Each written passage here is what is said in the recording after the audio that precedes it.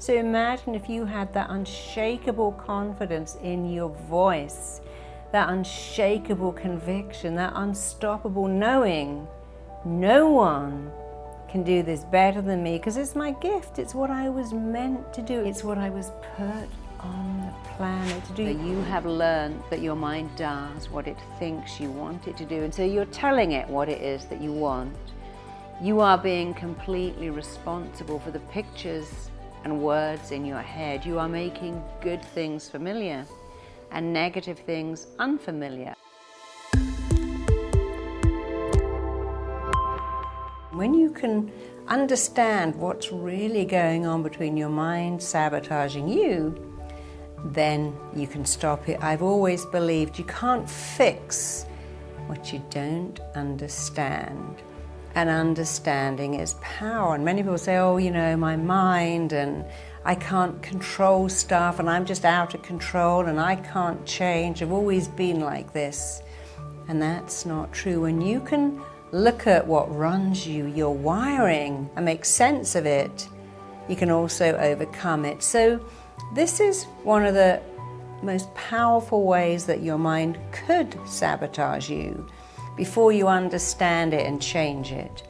And I've always found that this realization is life-changing. So here's the number one way your mind sabotages you. You are hardwired and super-coded to run away from what is unfamiliar and to run back to what is familiar.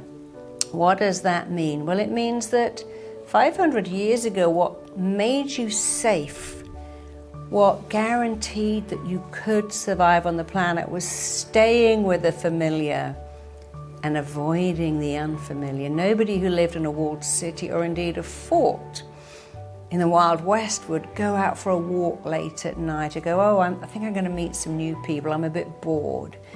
What made you safe was same old, same food, same people, same environment. And your primitive mind understands this. The familiar makes me safe.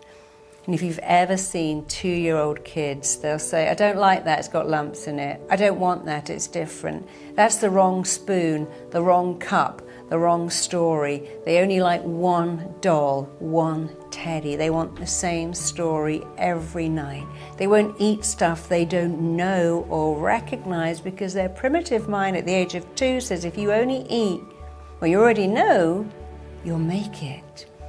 And now 25 years pass and we find ourselves liking the same type of person, destructive, a heartbreaker, absent.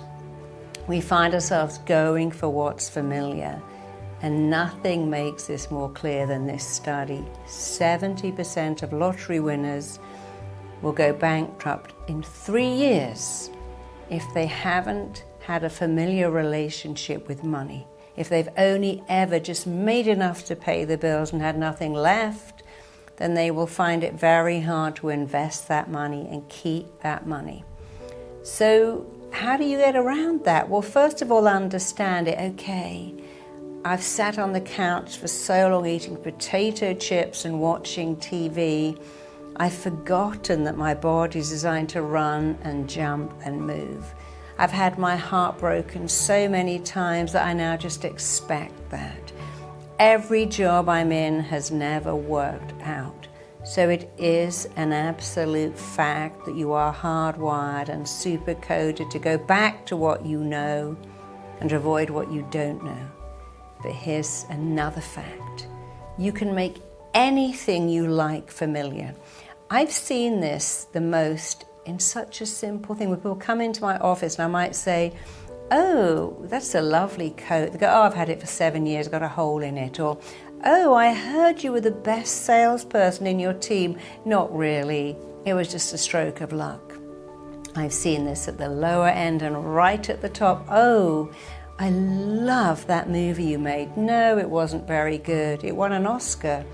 I know, there were no good nominations that year. But your second movie won an Oscar. I know, there were even worse nominations that year. I hear you've written a best-selling book. Oh, that's just a fluke. I don't know how that came about. And I have to stop them and go, oh, do you see what's happening here? I am praising you.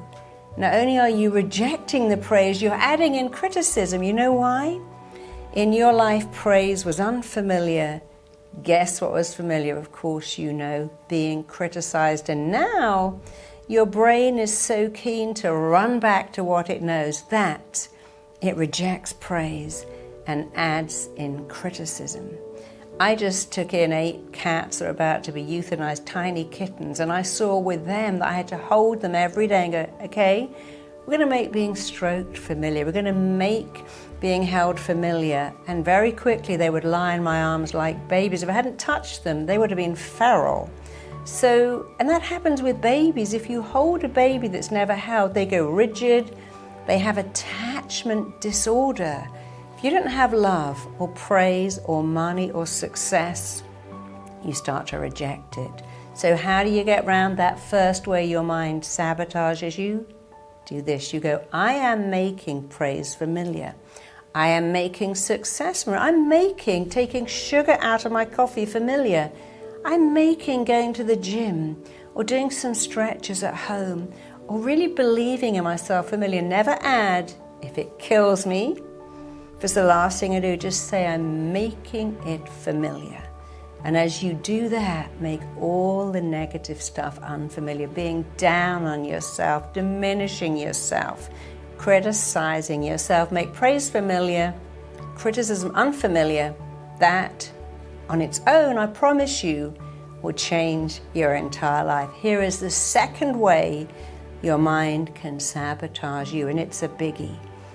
You know, 500 years ago, we died from rejection. We lived in a tribe. If they cast you out, banished you, rejected you, marooned you, isolated you, that was a fate worse than death, because it was kind of like death in Romeo and Juliet when they said, we are banishing you outside the city walls. He said, well, I'd rather be killed. There's nothing out there but purgatory. So we've come onto the planet with a fear of rejection, because it wasn't that long ago that we died from rejection. But now we don't die from rejection. Now safety isn't in numbers game. We don't need to live in a big tribe and to know we belong. We can live on our own and make it to 102.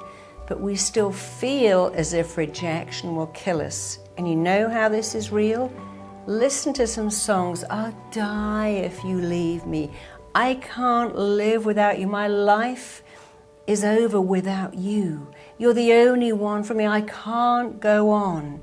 I can't live if living is without you. Well, none of that's true. Most people have been in a lovely relationship, got dumped, it hurts, and they find someone else. I've been dumped. I'm sure you've been dumped.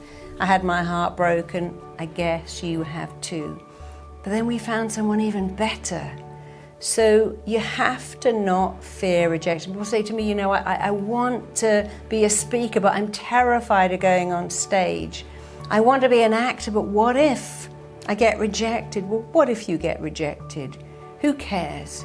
Look at your life. How much have you been rejected? That kid at school that rejected you, the first job that fired you, the person that dumped you, but you're still here. Rejection can be the best thing that ever happens to you if you can bounce back. And here's the third way that we sabotage ourselves. We tell ourselves lies and we believe them. I can't cope. I'm in overwhelm. I'm dying under the pressure. This stress is killing me. This job, the death of me. These kids will be the death of me. This is killing me, driving me crazy, making me go insane. You see, this is not true. If you are prepared to lie to yourself on a daily basis, I'm a big fat pig, I haven't slept for a week, I'm exhausted, my headache is killing me. If you're prepared to lie to yourself, which is okay, we all do it, at least tell yourself a better lie. I'm amazing, I have phenomenal coping skills, challenging clients teach me the best. I have a super fast metabolic rate. I'm magnetically lovable. And people say that's not true. Neither is saying stress is killing me, I eat like a pig, I'm an out of control train wreck. None of them are true. But you might as well tell yourself a better lie. I can only tell you it will change your entire life. Now, you've heard of Stockholm Syndrome, where people attach themselves to their captives to feel safe. In Homeland, Brody attached himself to his captors. And that happens. We attach ourselves to people because of our fear of rejection, our need to stay with what is familiar, and our ability to respond to the lies we tell ourselves. And with coronavirus, we've got this whole thing now where it's actually become so familiar to be at home that something, oh, I don't know how I'm going to cope now. I've got used to lounging around, lying on the sofa, not pushing myself, not going out, and now I'm going out, it's feeling unfamiliar.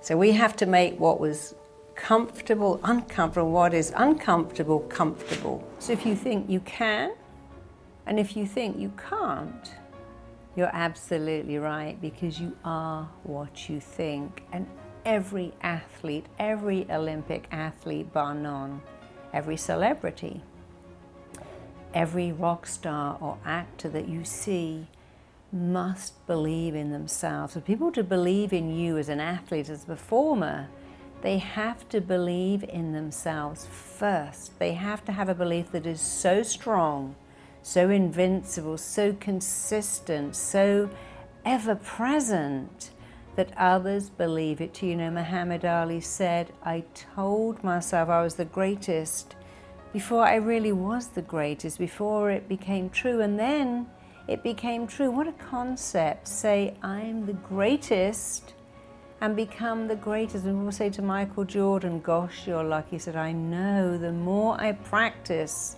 the luckier I become. So what he's really saying is, I have earned my greatness.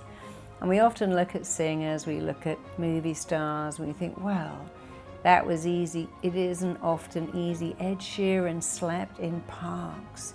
He busked in the street. He was determined to make it. He got a lot of rejection. He knew he had a phenomenal gift, a phenomenal talent, and he must share that with the world. He knew that. Eminem was laughed at when he became a rapper, but he knew that he was great, he was amazing, he was gifted, and if you're given that kind of talent, you certainly need to share it with the world. Imagine if Eminem was a plumber, if Ed Sheeran was a builder. Nothing wrong with that, but we'd have never got to share their greatness. So this single attribute people have of saying, I'm good at this, I'm great at this, this is my gift, this has got my name all over it, I was meant to do this, no one can do this better than me. There's a great story that Celine Dion sent a master tape to, I don't know, maybe Sony, could be any recording company. And she called them and said, what do you think? They said, we didn't like it. She said, you didn't listen to it. There is no way you could hear my voice and turn me down. They were so shocked. They went, go and find that cassette. Played it, made history, they signed her. But imagine she went, oh, okay.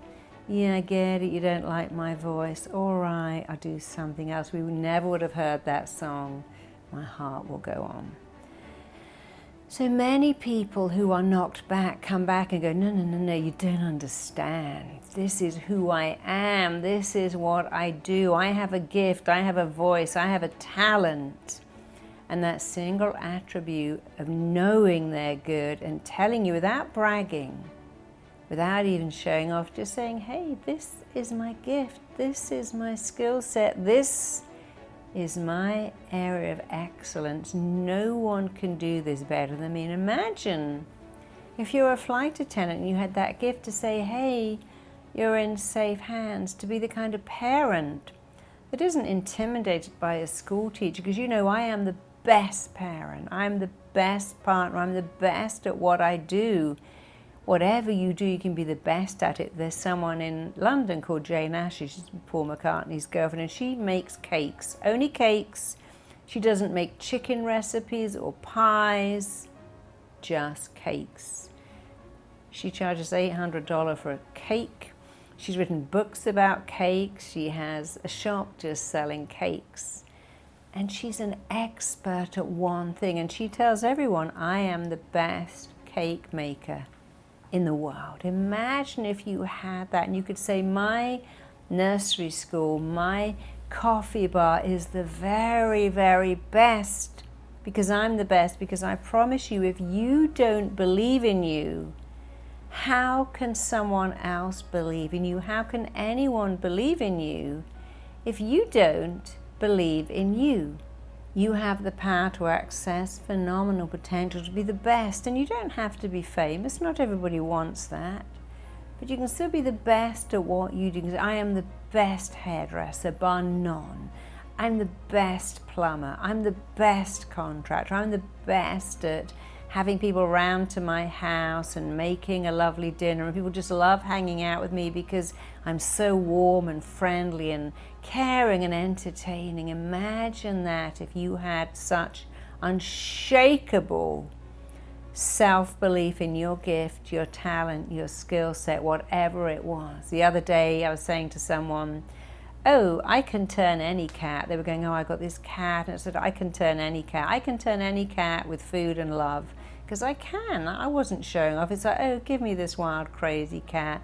I'll turn it into a true pussycat, because I can do that, because I understand animals, and they just need patience. They need dialogue.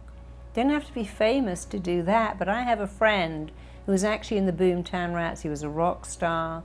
And when he left the Boomtown Rats, he also had that gift to turn any animal.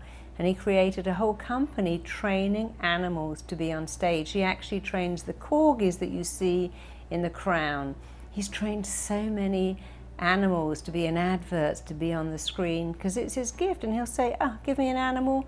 I can train any animal with love, with words. I can make your pet famous if you want me to. And he really can, but he doesn't brag. That's his gift. So imagine if you had that unshakable confidence in your voice, that unshakable conviction, that unstoppable knowing, no one can do this better than me, because it's my gift. It's what I was meant to do. It's what I was put on the planet to do. You might hear people say, oh, I love babies. I've got a gift with babies. I'm really good with horses. I'm really good with people. I'm great with old people. I love listening to their stories. And it's not bragging. It's stating the truth. Find out what you're good at. Tell everybody.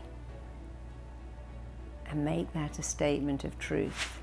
People who have made it, on the way to making it, they will take action every single day in the direction of their goals. Now, I can already hear you saying, every day? What, I got to work 7 days a week? No, you really haven't. It's not working 7 days a week. It's taking one action that may be very small every single day to get to the top.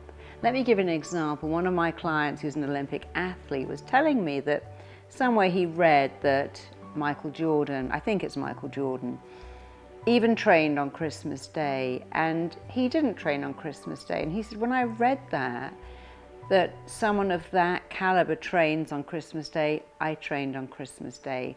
I trained on New Year's Day, and the next year I actually trained twice on Christmas Day, not for very long, but I trained twice, because my feeling was, I want to join that club. I want to be in the same category as Michael Jordan. If he trains on Christmas Day, I'm training on Christmas Day too. And he did. And it kind of changed his ability to see himself in a different category, because when you do the things that very successful people do, you begin to go into the same category as them. So successful people take one action. It may be that they make one phone call a day. So rather than saying I'm going to work for 5 days and have 2 days off, they say I'm going to do something every single day, maybe just for 5 minutes. I'll make one phone call, I'll send one email, I'll do a tiny bit of work on my blog post. Because when you take action every day, you feel like a winner. When you become a winner, you don't have to do that anymore. The thing I hated was to phone a magazine and to ask them to write about me. What I didn't tell you is I phoned a magazine every single day. I didn't have a day off. Every day I woke up and thought, today I'm going to call someone and ask them to write about me. Might be a magazine, might be a newspaper, might be a news station, and I never enjoyed that. But I did it every day. You see, the problem with not doing it every day is that you think, I'll do that tomorrow. I'll make that phone call tomorrow. I'll work on my blog tomorrow. I'll put some more attention on my website tomorrow. I'll do that exercise thing, that 5 minutes of whatever I'm doing, yoga poses, tomorrow. But you see, when you take action every day, you can't put it off until tomorrow because you've committed to doing something every day. So recently I saw a client who said, I want you to hypnotize me to go and do 90 minutes of yoga for 60 days without a break. And I said, well, that's a bit hardcore, 60 days, you've got to get on a train, go across London, do 90 minutes and then go back home or go to work. Maybe what you should do is say, I will do some yoga every day for 60 days. But maybe some of the 60 days you're just doing 10 minutes of yoga poses in your own house, because I think it's too much of a commitment. And so he changed to that. But I want you to get into that mindset of, I want to be successful. Now, mostly we're talking about success in your business. You may decide that you're a coach and every day you're going to do one thing that will get you another client. You may decide that you want to be healthy, and rather than going to the gym 7 days a week, 7 days a week you will do something, even if it's just skipping for 5 minutes or a little stretching. Maybe every single day you're going to do something towards your health. Maybe you're going to make a NutriBullet or juice or drink more water. But I want you to understand how very important it is that a habit of success is that you must take action every single day in the direction of your goals. And it's actually better to do a small thing every day, because then you start to really feel that you're succeeding.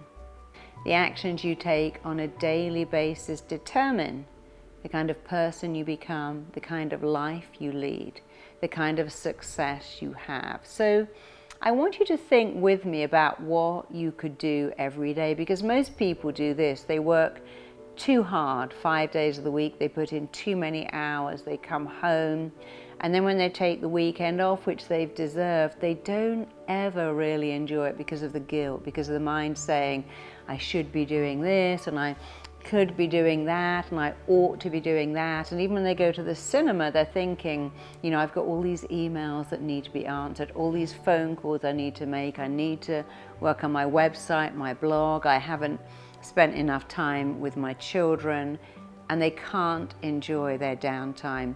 We live in a world where we are more stressed than ever before. It's very much a 24-hour world. Even on planes now, you can answer the phone. And you see, you need to be able to really enjoy your downtime, but you can only enjoy it when you've earned it. And another powerful reason for taking one action every day in the direction of your goals is that when you do that, you do start to feel that you are allowed to have downtime. You can enjoy that downtime. It moves you much more towards accomplishment and achievement. So when you start to say, I'm recharging, you begin to understand that this is essential. It is very, very necessary. So if you're the kind of person that goes, okay, Marisa, I've just listened to this day and I don't really want to spend 7 days on my business, that's okay. You can take action every day towards your emotional health, your mental health, your well-being by deciding that every day you will do 5 minutes of meditation, just eating mindfully. The amount of people I see that eat so quickly, and then they're always hungry, or they think, well, I didn't even enjoy that candy bar because I ate it too fast. The best food I've ever eaten in my life is when I thought, I'm not really eating potatoes. I'm going to eat one of my husband's potatoes. I was having one, ate it. It was the best potato I ever ate in my life. And sometimes when I'm not eating stuff, I just have a little taste of someone else's. And because I'm not eating it, I eat it slowly. and I really savor it. And I'm doing mindful eating, and it's an amazing thing. So remember self-care. One of the actions you are taking every day in the direction of your goals is self-care. Looking after you, meditating, juicing, breathing, drinking water, preparing better food. So this is not about making you on a treadmill 7 days a week, far from it. You are like a battery. You must recharge yourself, and you must do it properly. So let's think of what you could do every day. I told you that when I wanted to make it in my business, I needed to be seen. And so I made one phone call every single day that took me towards my goals. I didn't have a day off. When I wanted to be fit, I decided that I would do some form of exercise every day, because I notice with my clients who want to embrace fitness, that if they have too many days off, they don't go back. So over Christmas, they say, well, the gym's closed, I won't go for Christmas, or the next day, or New Year, and suddenly they've had 5 days off, and those 5 days become 10, and the 10 days become 40. But when you never take a day off, it's actually much better. So if you're in the business of wanting to become slimmer, fitter, healthier, don't go to the gym every day, but do one thing for 5 minutes every day, because it stops you slacking or saying, well, I started that and it wore off. The amount of patients who say to me, it wore off. What wore off? Well, I wore off going to the gym. Eating healthy food wore off. You know, that commitment to meditating, it just wore off because I forgot to do it for a week. Or yeah, I was being mindful and then it wore off. It doesn't wear off. What happens is you stop doing it. You allow it to wear off. But you see, when you take one action every day, it can't wear off. So let's imagine you're going to meditate, or you're going to be mindful. And you simply do that every day, some days for 20 minutes, some days for 5. Let's imagine that you have a business as a coach where your Monday to Friday job is about working with clients.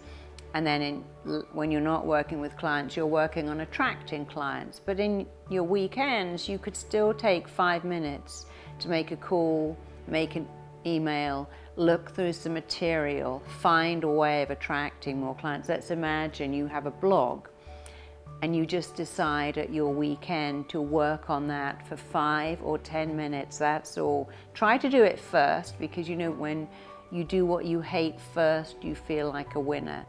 So you're beginning to see how this all segues together. You have learned that your mind does what it thinks you want it to do, and so you're telling it what it is that you want. You are being completely responsible for the pictures and words in your head. You are making good things familiar and negative things unfamiliar. And of course, you are taking action every day in the direction of your goals familiar. And you're avoiding things unfamiliar. So again, let's imagine you have your own business. It doesn't mean you have to make a phone call every day. Maybe on your weekends, you're going to spend 10 minutes looking at someone who is more successful than you, looking at their blog, looking at their YouTube presence, doing something.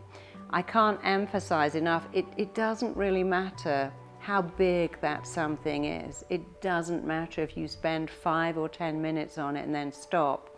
It's more the action of winners. Take action every day in the direction of their goals until they get to the top. And then, of course, when they get to the top, they pay someone else to make phone calls, answer emails. There are no shortcuts, particularly with social media. A lot of people think, well, I've got a presence, and if I go on there 4 times a week, that's okay. When you're on your way to the top, you actually need to do that 7 days a week. It's actually the attention to little things that bring about success with big things. So many of my clients don't really understand that and work too hard Monday to Friday and don't do anything at the weekend.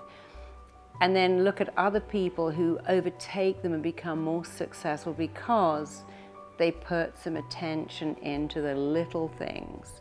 it makes you feel like a winner. So I want you again to think about what you can do.